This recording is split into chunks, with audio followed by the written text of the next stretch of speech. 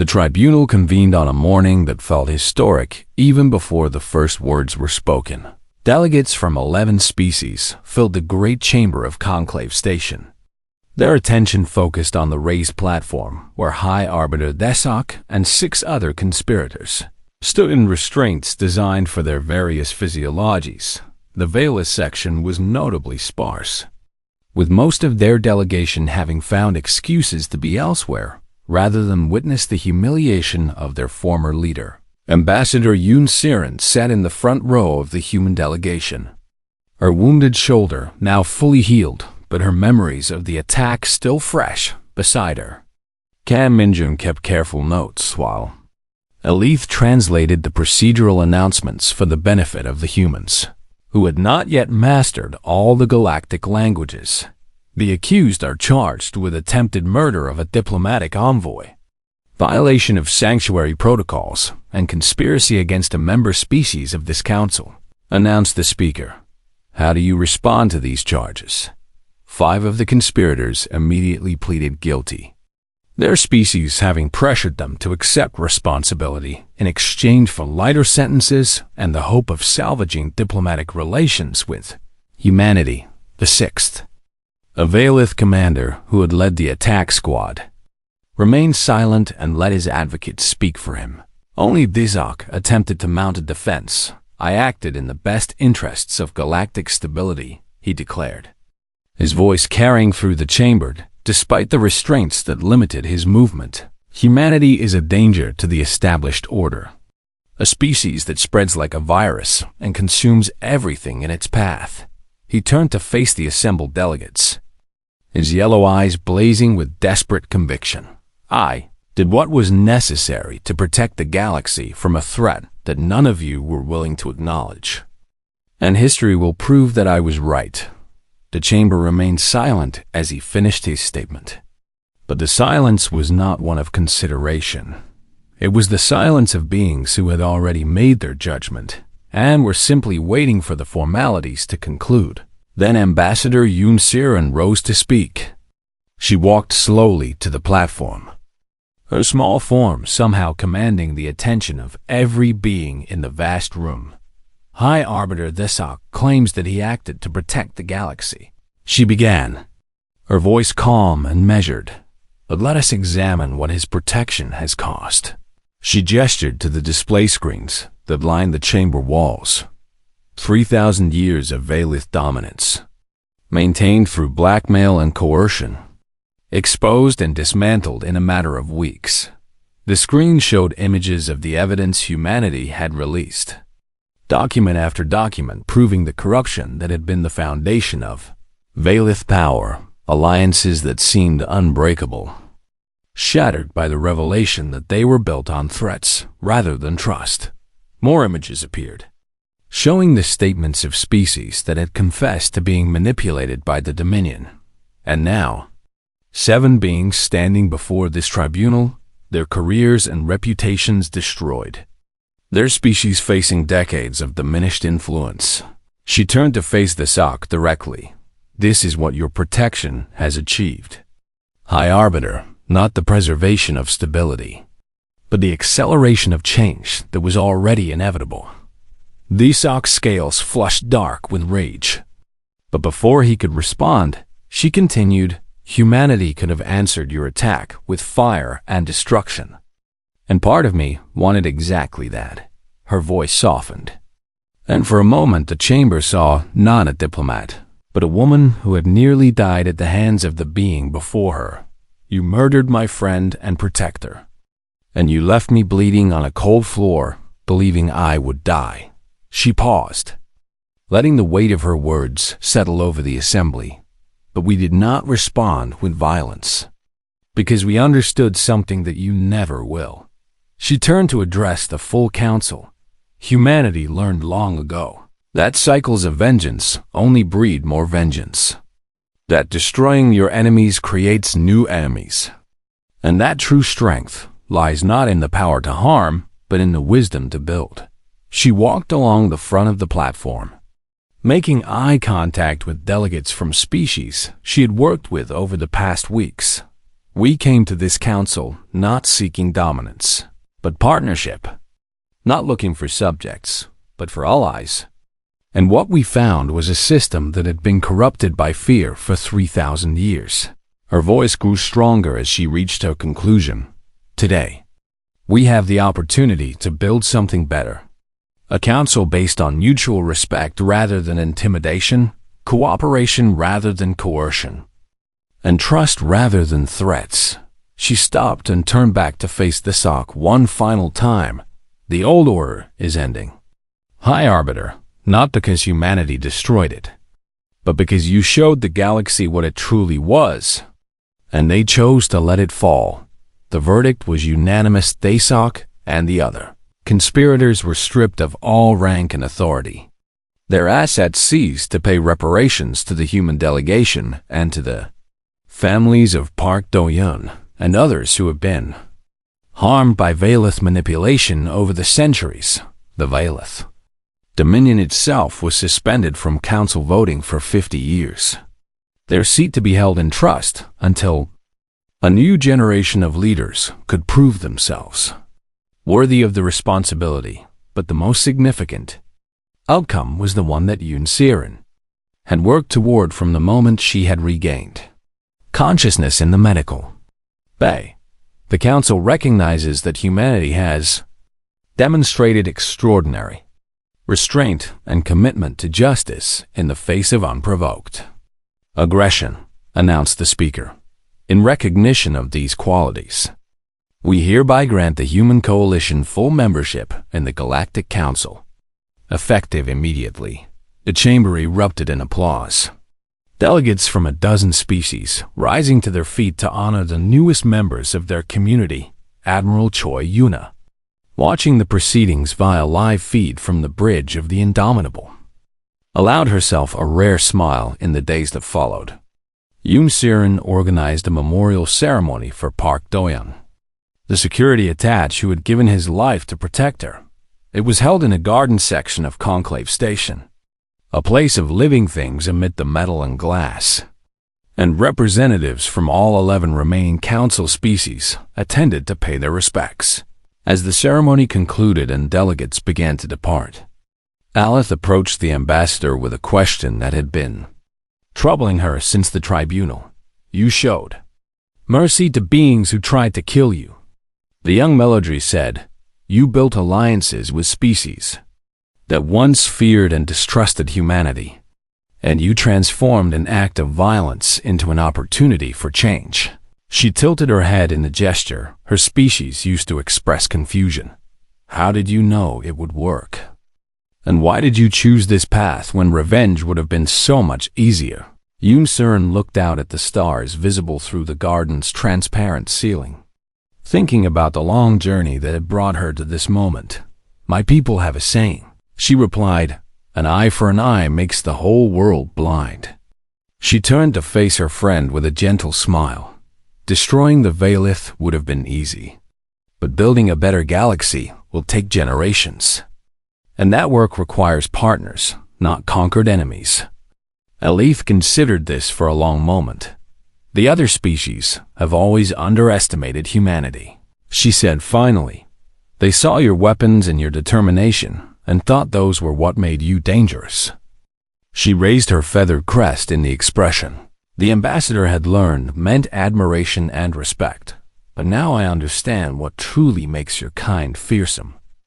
And it is not your capacity for war, but your capacity for something far more powerful. And what is that? Yoon Siren asked. Aleth looked back at the gathered delegates from across the galaxy. Species that had been enemies for millennia, now standing together in shared purpose. Purpose, she said. The ability to see beyond the moment and to shape the future according to your vision, and to turn even your darkest experiences into the foundation for something better. She turned back to the human ambassador with something like wonder in her eyes. They shed your blood and thought it would destroy you, but instead it became the seed from which a new galaxy will grow. Yoon Siren nodded slowly, feeling the weight of everything she had accomplished and everything that still lay ahead. That is what it means to be human, she said quietly. We break, but we do not stay broken, and we never stop building toward the future we believe in. Together, the human and the Melodry walked back toward the station proper, leaving the memorial garden behind but carrying its lessons with them. The galaxy had changed forever in the span of a few short weeks, and the species that had shed human blood would spend generations dealing with the consequences. But for Yoon Siren and for all of humanity, the future had never looked brighter. They had come to the stars seeking connection, and they had found something even more valuable. They had found their place among the stars, not as conquerors or victims, but as builders of a better tomorrow.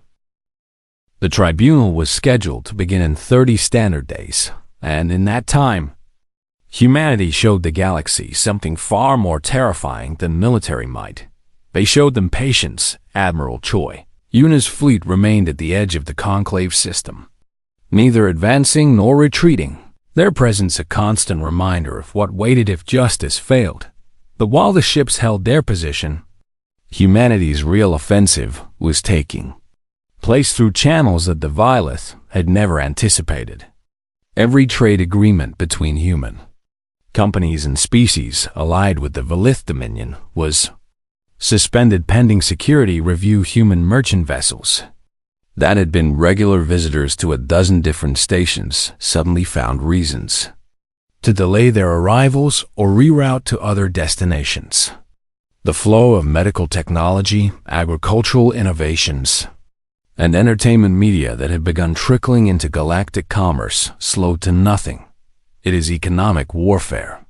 Desok declared in an emergency session of the Valith Leadership Council, they are trying to strangle us without firing a single shot. They are exercising their right to choose their trading partners. Corrected one of his advisors, there is nothing in council law that prevents them from doing so. Then we must find other partners. Desok insisted, the galaxy does not need humanity's products. But as the days passed, it became clear that the galaxy had grown more dependent on human goods than anyone had realized. Human agricultural techniques had increased, crop yields on a dozen worlds. And without access to human specialists, those yields were beginning to fall. Human entertainment had become popular among the younger generations of several species, and its sudden absence was causing social unrest.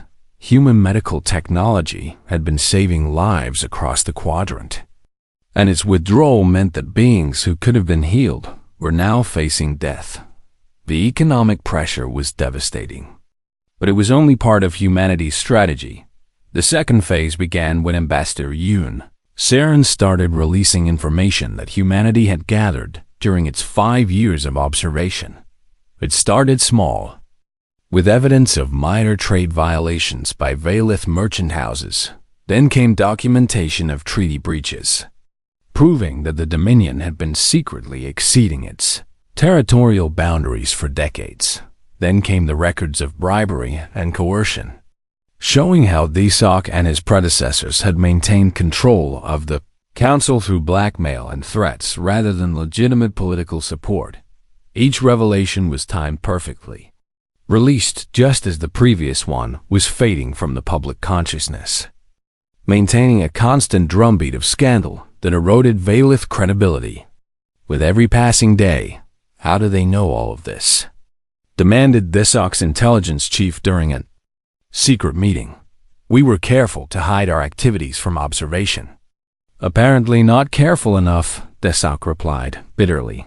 He stood at the window of his quarters, watching the distant lights of the human fleet. They have been watching us since the day they arrived, learning our secrets while we dismissed them as primitive newcomers.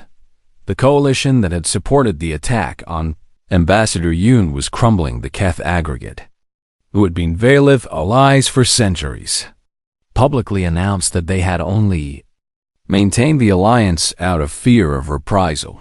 Their representative stood before the council and confessed that Desok had been blackmailing their government with evidence of an ancient scandal, and that they had voted against human membership 3 years ago, only because he had threatened to expose them. the Yozuran Concordat followed with their own revelations, admitting that Valith agents had been coercing their leaders for generations, one by one. The species that had seemed loyal to the Dominion began distancing themselves, each one eager to expose their own manipulation before humanity could do it for them. While the Valith power structure collapsed, Yoon Siren was building something new. She met privately with representatives from species that had been oppressed by the Dominion, offering humanity's friendship and protection in exchange for their support at the tribunal. She did not threaten or manipulate, but simply presented an alternative vision of what the galaxy could become without Valith domination. Aleth had become her closest ally and translator, helping her navigate the complex social dynamics of species she had never encountered before. You are not just seeking justice for what happened to you, the young Meladri observed one evening as they reviewed the ambassador's schedule. You are reshaping the entire balance of power in the council.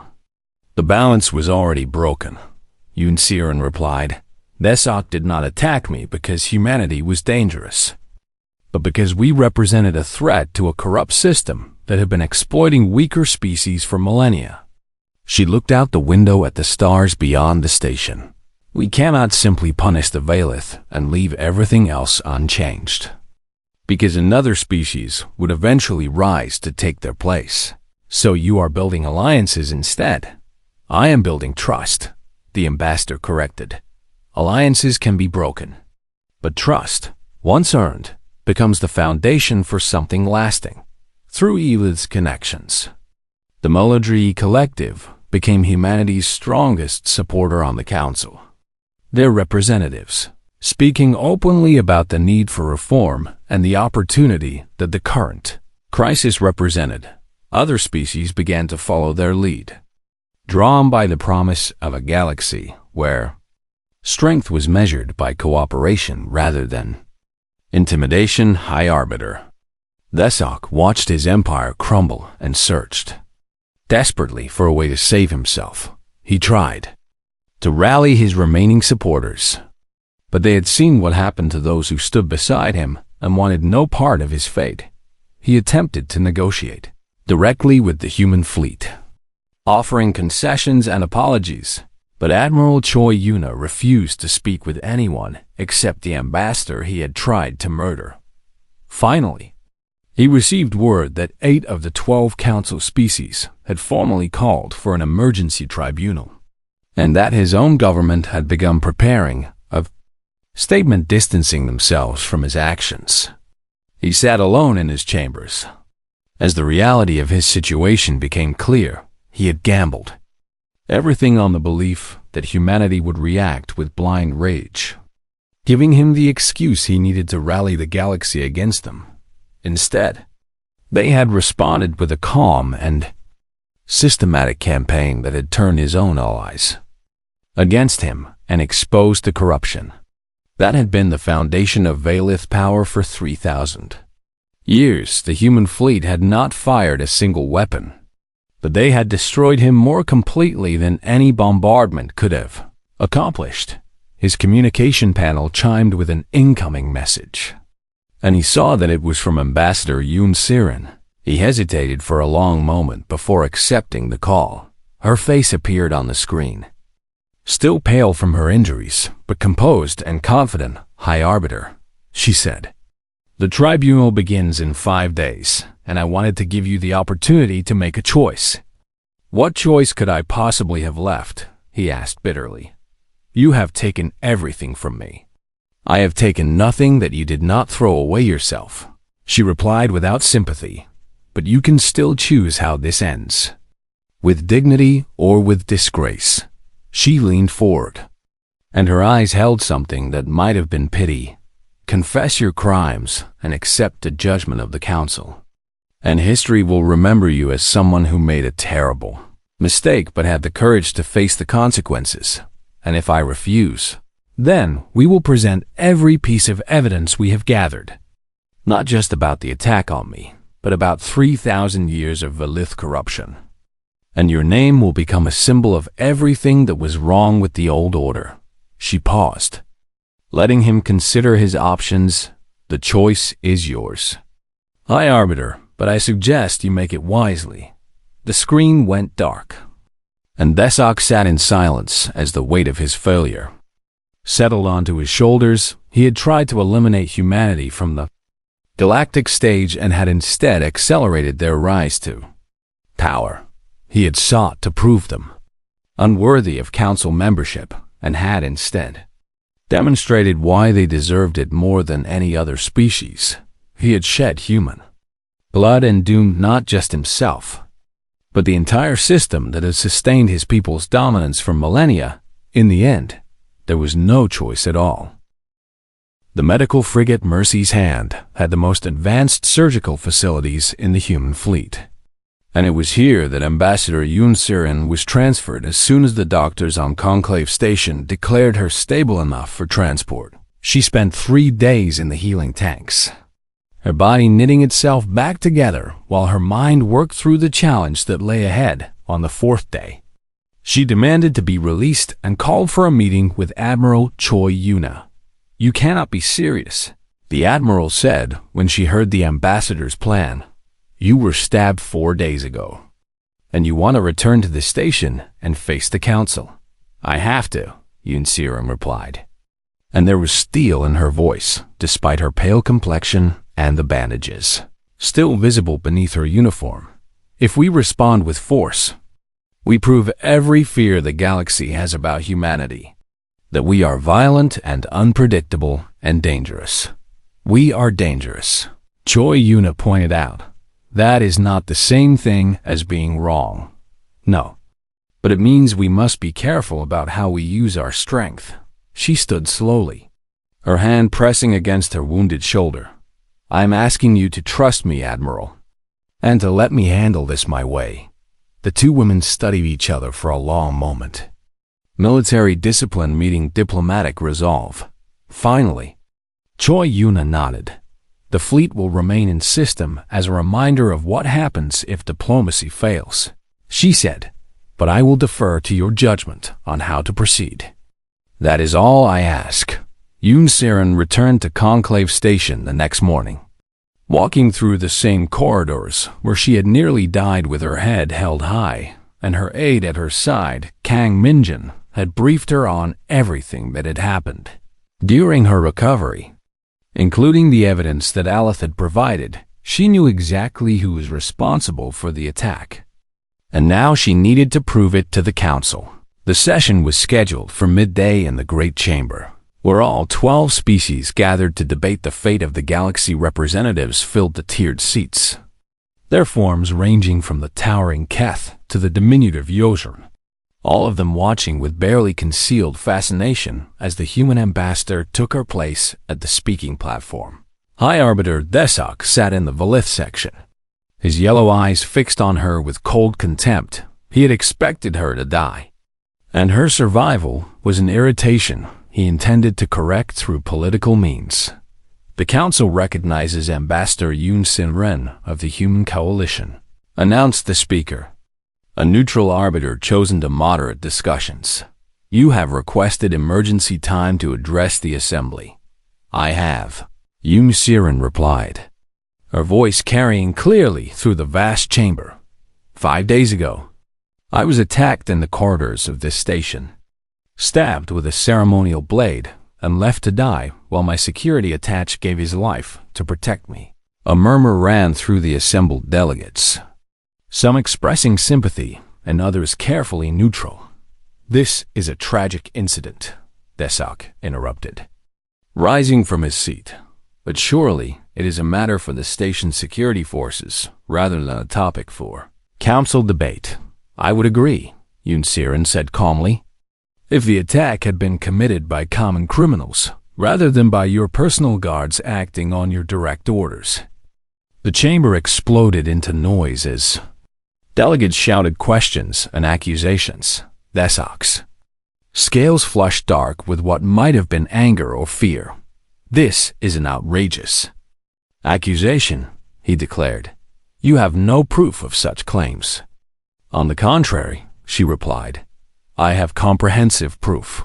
She nodded to Minjin, who activated the chamber's display system and began playing the security footage that Alif had recovered. The images were crystal clear, showing the masked guards stepping into the corridor, showing Park Do-yin fighting and falling, showing Desok himself driving the blade into her shoulder while speaking words of hatred and contempt. This footage is fabricated. Desok sputtered as his fellow delegates turned to stare at him with expressions ranging from shock to disgust. Human technology is known for its capacity to deceive. Perhaps, Yoon Sirin acknowledged, which is why I have brought additional evidence that cannot be so easily dismissed. She touched a control on her podium, and new data appeared on the screens throughout the chamber. Every human diplomat carries a personal monitoring system that records biometric data, audio, and visual information as a security measure. She explained, this system was activated throughout the attack and captured everything from my perspective. The playback began, and the delegates heard Desok's voice clearly as he condemned humanity and drove his blade home. They saw through Yoon Siren's eyes as she fell, heard her breathing become labored, watched as the High Arbiter walked away believing his crime would go unwitnessed when the recording ended. The chamber was silent. Desok stood alone in his section, his fellow Valith delegates having physically distanced themselves from him. The other species who had been part of his coalition were staring at their hands or their screens, refusing to meet anyone's eyes. The evidence is clear, said the military representative. Rising to speak, High Arbiter Desok ordered an attack on a diplomatic envoy under council protection, and we cannot ignore this crime. The Keth aggregate demands his immediate removal from office, added the Keth delegate, her massive form looming over the chamber. This violation of our most sacred protocols cannot be tolerated. One by one, the species that had supported Desok began to turn against him, their fear of human retaliation combining with genuine outrage at his actions. But Desok was not finished.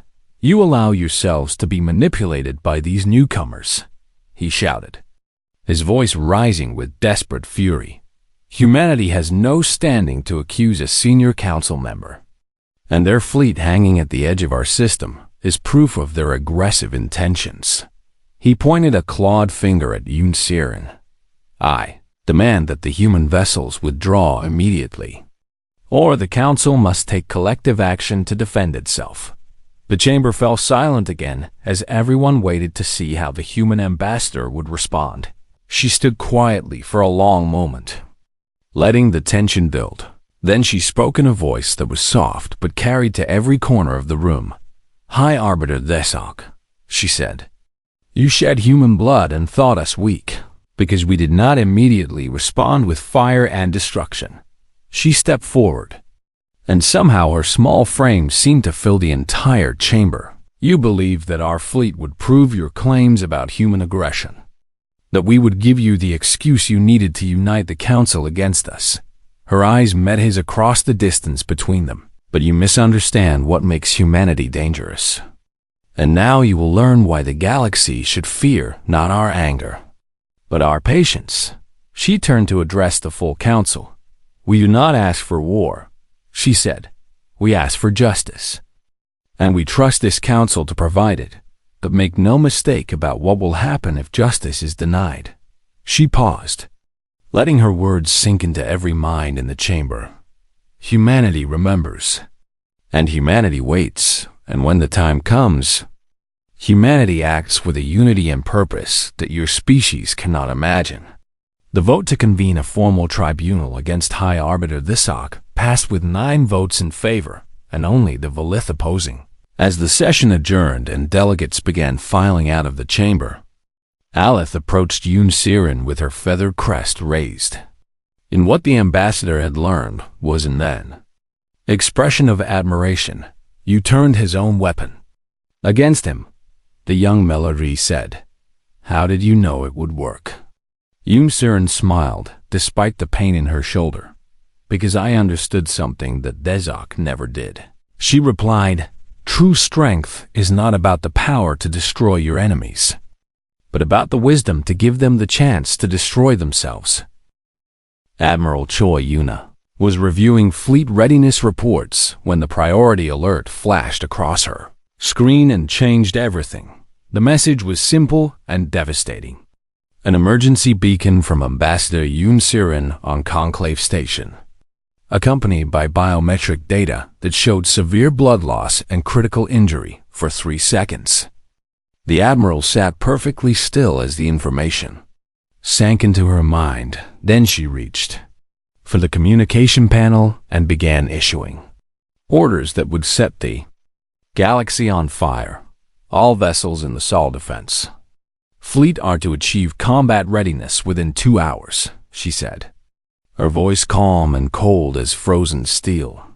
The carriers Indomitable and Resolve will lead the task force, accompanied by 10 support vessels of my choosing. Admiral, her executive officer said carefully, Conclave Station is neutral territory under Council protection, and any military action could be seen as I am aware of the political implications. Choi Yuna interrupted. I am also aware that someone has stabbed our ambassador and left her to die on a station that was supposed to be safe. She stood and walked to the observation window that overlooked the shipyard, where humanity's fleet was assembled. These vessels represented generations of sacrifice and innovation, built by a species that had clawed its way to the stars through sheer determination. We are not going to war, she continued. We are going to rescue our people and find out who did this. And then we will decide what comes next. The fleet mobilized with a speed that would have terrified any species familiar with the usual pace of galactic bureaucracy. Human ships did not require weeks of preparation and committee approvals before launching. They were built ready to fight and crewed by men and women who understood that every second could mean the difference between life and death within 6 hours. 12 vessels had broken orbit and entered faster than light travel toward the conclave system. Meanwhile, on the station itself, Kam Minjun was fighting a different kind of battle. He had regained consciousness in a medical bay, his chest aching from the stun blast but otherwise unharmed. The moment he could stand, he had demanded to see the ambassador and nearly fought his way through the medical staff to reach her. She was alive, barely, kept breathing by machines while alien doctors worked to repair the damage to her shoulder and the blood loss that had nearly killed her. You should rest, one of the doctors told him, a gentle creature from a species he did not recognize. There is nothing you can do for her now. I can find out who did this, Minjun replied, and his voice held a darkness that made the doctor step back. He spent the next several hours moving through the station like a ghost, calling in every favor he had earned during his time in the diplomatic corps and making promises he was not sure he could keep. The official investigation had already begun, but it was moving slowly, hampered by jurisdictional disputes and what Minjun suspected was deliberate interference. The breakthrough came from an unexpected source. A young Melodri diplomat named Alith approached him in a quiet corridor, her feathered crest flat against her skull, in a gesture he recognized as fear. I have something you need to see, she said, her voice barely above a whisper. But if anyone learns that I gave this to you, my career will be over. I understand, Minjun replied. Show me. She pressed a data chip into his hand and then vanished into the crowd as quickly as she had appeared. Minjun found a secure terminal and accessed the contents. And what he saw made his blood run cold. The chip contained security footage from the corridor where the attack had taken place. Footage that should have been erased according to the official records. It showed everything in perfect clarity, from the moment the armored guards had stepped into their path to the instant High Arbiter Thesok had driven his blade into the ambassador's shoulder. The Velith thought they had covered their tracks. But they had not counted on one brave Meladry with access. To the backup servers, Minjin made 3 copies of the footage and hid them in different locations around the station. Then he returned to the medical bay to wait beside the ambassador's bed. His hand resting on the weapon at his hip, he would not leave her unprotected again. When the human fleet dropped out of faster-than-light travel at the edge of the conclave system, the reaction among the station's inhabitants was immediate and visceral.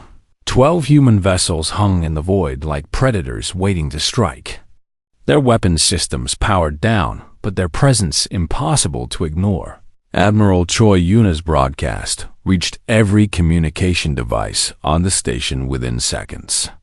"This is Admiral Choi Yuna of the United Nations Space Command," she said, her face appearing on screens throughout the conclave. "Ambassador Yoon Surin was attacked on your station under your protection. And we have come for our people."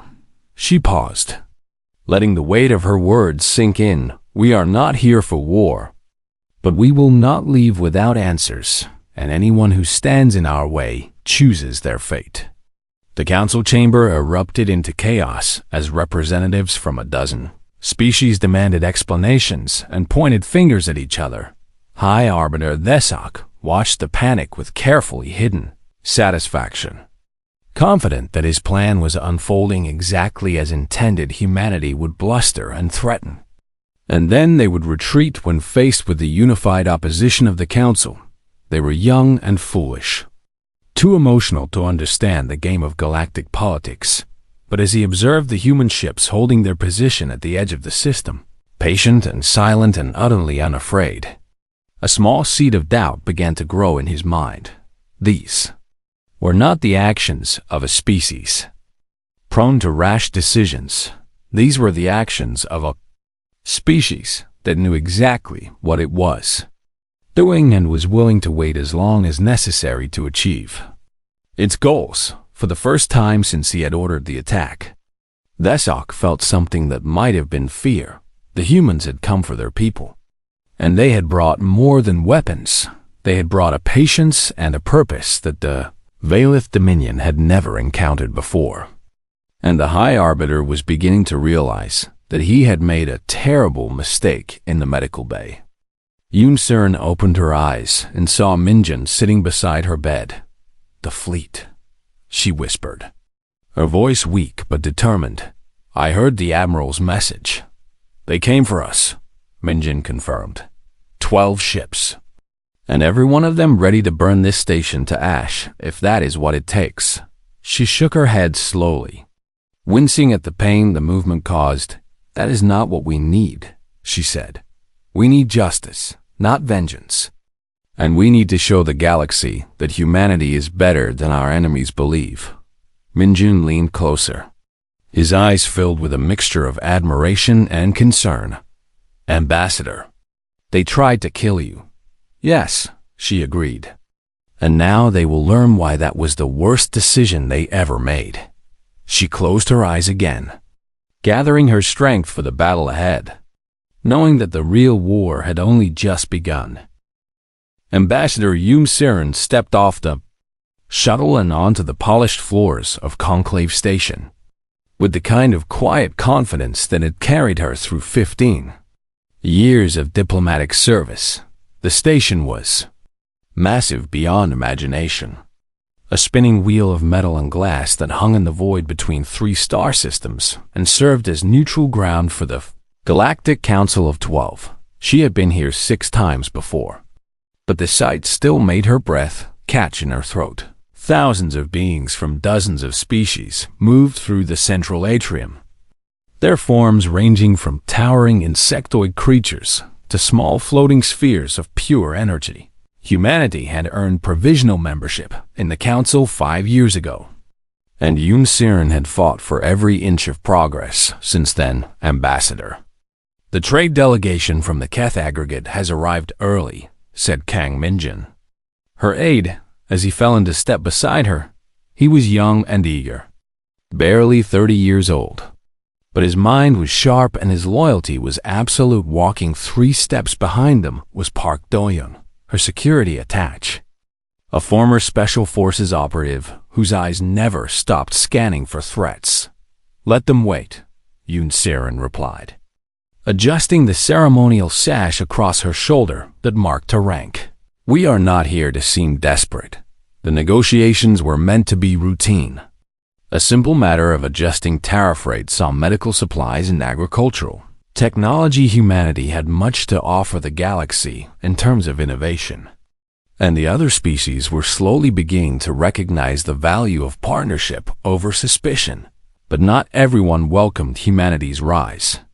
The Veilith Dominion had ruled galactic politics for 3,000 years, their reptilian forms commanding respect and fear in equal measure. High Arbiter the Sock, their representative on the council, had made no secret of his contempt for the young species that had stumbled into the stars barely 2 centuries ago. Yoon Siren had learned to ignore the cold stares and the whispered insults that followed her through the station's corridors. She had a job to do, and personal feelings had no place in diplomacy. The first session of negotiations went smoothly enough, with the Keth aggregate proving reasonable and the Melodry Collective offering surprisingly generous terms. By the time the council called for a midday recess, Yoon Sirin was feeling cautiously optimistic. "I need to review the agricultural proposals before the afternoon session," she told Minjun as they left the chamber. "Find us somewhere quiet." He nodded and led her toward a series of private meeting rooms on the station's outer ring. The corridors here were less traveled, reserved for diplomats who needed space away from the crowds. They were halfway to their destination when Yoon Siren heard voices echoing from an open doorway ahead. She held up her hand, signaling Minjin and Do-hyun to stop. The voices were speaking in the Velith tongue, a harsh and clicking language that she had learned to understand during her years of service. "The humans grow too bold," someone was saying. "If we do not act now, they will have full membership within the year. The correction must proceed as planned," another voice replied. And Yoon Siren recognized it immediately as belonging to High Arbiter Thesok. "The other species are weak and easily swayed, but once the humans are removed from consideration, they will fall back into line." Her blood ran cold as she pressed herself against the wall and listened. "The council will not support open conflict," a third voice said, this one belonging to a species she could not identify. "Humanity's fleet is small, but surprisingly capable. There will be no conflict," Thesok replied. And she could hear the cruel smile in his words. Merely an unfortunate incident involving their ambassador. A tragic reminder that the galaxy is dangerous and that humanity is not ready for the responsibilities of council membership. Yoon Siren's heart was pounding so hard she was certain they could hear it. She turned to Minjin and Do-hyun, her eyes wide with alarm, and gestured for them to move back the way they had come. They had taken perhaps 10 steps when a door slid open behind them, and 4 figures in dark armor stepped into the corridor. "Ambassador Yoon," Thesok's voice called out from the meeting room. "How unfortunate that you chose this particular path for your walk." Do-hyun moved instantly, placing himself between the ambassador and the armored figures, while his hand went to the weapon at his hip. "Get her out of here," he said to Minjin, his voice steady despite the odds. "I will hold them. There is nowhere to run," Thesok said as he emerged from the doorway, his yellow eyes gleaming with cold satisfaction. "The security systems in this section have been disabled, and my guards are quite thorough." The armored figures advanced, and Do-hyun fired twice, dropping the first attacker before the others were upon him. He fought with everything he had, years of training and raw determination driving his every move. But there were too many of them. Yoon Siren watched in horror as her protector fell beneath a flurry of blows, his body crumpling to the floor. "Run!" Minjin shouted, grabbing her arm and pulling her down a side corridor. They made it perhaps 20 meters before more guards appeared ahead of them. Cutting off their escape, Minjun stepped forward to face them. But a stun blast caught him in the chest and sent him sprawling. Yoon Siren stood alone in the corridor, surrounded by enemies, with nowhere left to go. "You should not have listened," Desok said as he approached her, a ceremonial blade gleaming in his clawed hand. "Now your death must seem like something more than an accident." She met his eyes without flinching, refusing to give him the satisfaction of seeing her fear. "Whatever you do to me, humanity will learn the truth," she said, "and when they do, you will wish you had never been born." He laughed, a dry and rasping sound that held no warmth. "Humanity will mourn their ambassador and retreat to their little corner of the galaxy where they belong. And the council will continue as it always has." Under Valeth's guidance, the blade plunged into her shoulder, and white-hot agony exploded through her body. She fell to her knees, gasping, as Desok withdrew the weapon and examined her blood on its edge. "Leave her," he commanded his guards. "Let the humans find what remains of their precious ambassador, and know that they are not welcome here." The footsteps faded into the distance, and Yoon Siren collapsed onto the cold metal floor, her blood pooling beneath her. Through the haze of pain, she felt her fingers brush against the emergency beacon on her belt, the small device that every human diplomat carried for situations exactly like this one. She pressed the button, and somewhere across the vast emptiness of space, a signal began its journey toward Earth. Her vision was darkening at the edges, but she forced herself to stay conscious, to keep breathing, to hold on to life with every ounce of strength she possessed. They had shed her blood and thought themselves victorious, but they did not understand what they had done. They did not know that humanity had a very long memory and a very particular way of dealing with those who harmed their own. As the darkness finally claimed her, Yoon Siren smiled through her pain. The Valeth had made their choice, and now they would face the consequences. The last thing she heard before unconsciousness took her was the distant wail of emergency, alarms finally responding to the violence in their midst. Far too late to save her from the blade, but perhaps just in time to save her life.